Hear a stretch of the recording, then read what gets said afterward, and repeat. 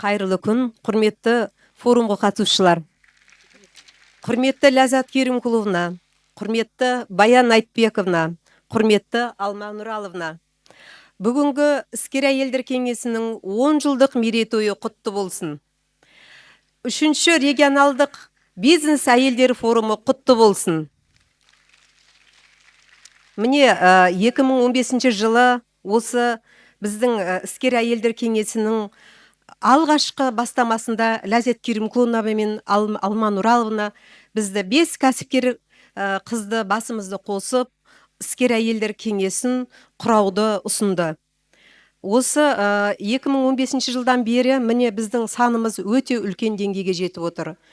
Өздеріңізге белгілі, қазіргі Шымкент қаласы бөлек, Түркістан облысы бөлек болып отыр. Сондықтан да біздің Түркістан облысын айта кететін болсам, 185 мың кәсіпкердің ішінде 90 мың кәсіпкер біздің кәсіпкер қыз келіншектеріміз.